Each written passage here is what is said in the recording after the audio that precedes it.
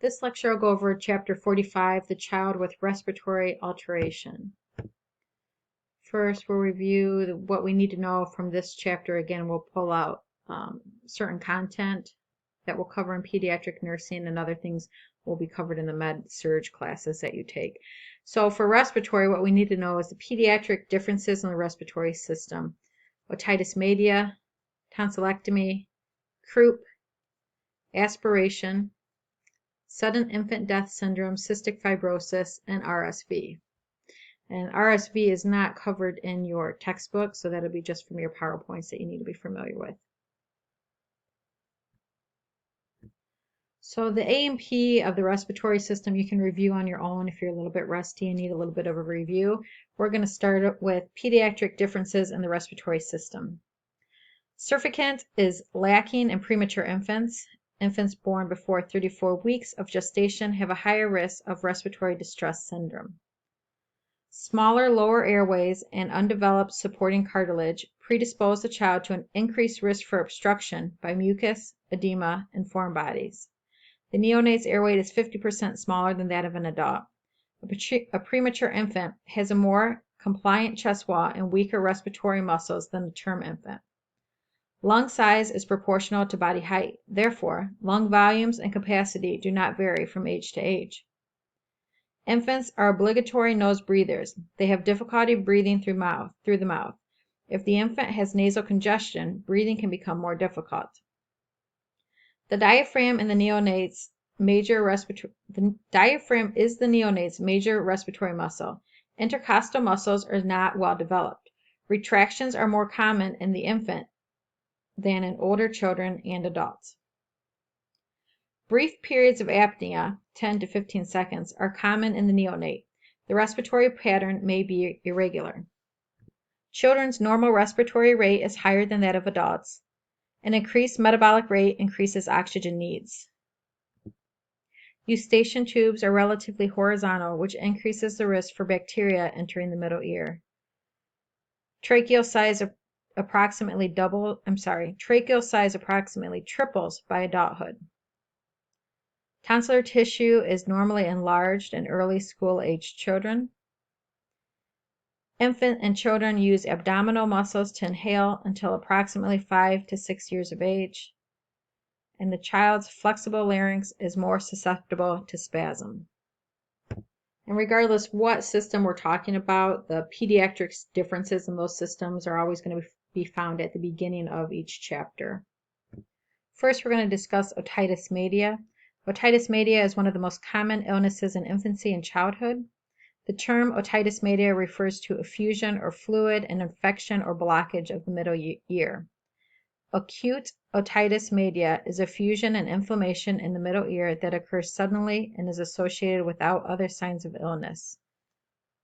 Otitis media with effusion refers to the presence of fluid behind the tympanic membrane without signs of infection. There are different types of bacteria that can cause acute otitis media. The introduction of the pneumococcal immunization has helped to decrease occurrence of acute otitis media because it includes Streptococcus pneumoniae in the immunization. So it has helped to decrease, a routine childhood immunization has helped to decrease the incidence of acute otitis media. Although viruses do not cause otitis media, they are thought to predispose the child to ear infection by altering host defenses and contributing to eustachian tube dysfunction. Allergies are also thought to precipitate otitis media. Attendance at daycare centers predisposes children to otitis media because of the close contacts children have with others. Infants younger than 1 who attend daycare have a significant risk for acquiring acute otitis media. Other risk factors include age, highest in 6 to 12-month-olds, ethnicity, exposure to household cigarette smoke, and poverty. Bottle feeding can contribute to ear infection because of the position of the infant during feeding. Reflux of formula into the eustachian tube from the nasopharynx occurs when the infant swallows while supine. Breastfeeding offers some protection from ear infections by providing maternal antibodies and by decreasing the incidence of allergy, Also, the more upright position of the infant while nursing or bottle feeding may be protective against ear infection. The incidence of otitis media peaks between the ages of 6 months and 2 years. Most initial episodes occur at approximately 6 months of age when maternal antibody levels decline. The incidence of otitis media is highest in winter and spring and lowest in the summer months. Acute otitis media is manifested by otalgia or earache. Infants may pull their ears or roll their heads in response to the earache, the pain they experience. A lot of times when a parent takes a child in, the physician will ask, has the child been pulling on their ear, to try to get a clue what the problem might be. Also, a bulging, opaque tympanic membrane that usually looks red with decreased mobility, diffuse light reflex, and obscured landmarks. And this slide shows you a normal tympanic membrane. B here, and shows acute otitis media with bulging tympanic membrane. So it's over here. C shows otitis media with effusion, air fluid level, and bubbles visible. So you can see some bubbles in there. And D, otitis media with effusion, severely retracted, opaque tympanic membrane. So again, here's your normal compared to the others. And this is just to give you an idea of what it looks like. Drainage, usually yellowish green, purulent, and foul smelling, indicates perforation of the tympanic membrane. So the tympanic membrane or the eardrum has ruptured, allowing that fluid to drain out of the ear. Otitis media with effusion again refers to the presence of fluid behind the tympanic membrane without the sign of infection. Signs and symptoms of otitis media with effusion include tinnitus or popping sounds, hearing loss, mild balance disturbances. The patient may describe that it sounds like they're underwater, they're having problems hearing. And here this diagram shows the difference in the structural anatomy of an infant and toddler versus an older child. And you can see the eustachian tube is more horizontal, where the older one's a little bit more leaning vertically, right? So efficient drainage is inhibited by the shorter and more horizontal eustachian tube in an infant and child. In an infant and toddler, while the older child's becomes more vertical and can drain better. To diagnose a child with acute otitis media, the provider must visualize the child's tympanic membrane. A moderate to severely bulging tympanic membrane establishes a diagnosis of acute otitis media. In addition, acute otitis media may be diagnosed in a child who has a tympanic membrane that is mildly bulging and/or has substantial erythema, and who is experiencing pain.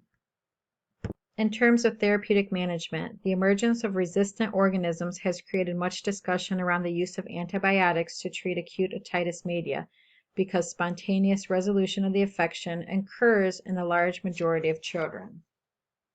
Current recommendations include accurate diagnosis of acute otitis media before treatment decisions are made, optimal pain relief with appropriate analgesics for children with acute otitis media, symptomatic treatment and observation for 48 to 72 hours after diagnosis as an alternative to initiating antibiotic therapy, reassessment after that 48 to 72 hour period, and then treatment with an antibiotic if it's warranted. So again, the movement is that we're not going to jump to prescribe antibiotics for acute otitis media, and doing some monitoring of the child and treating the child's pain with analgesics before just jumping straight to the antibiotic to see if the infection can resolve on its own.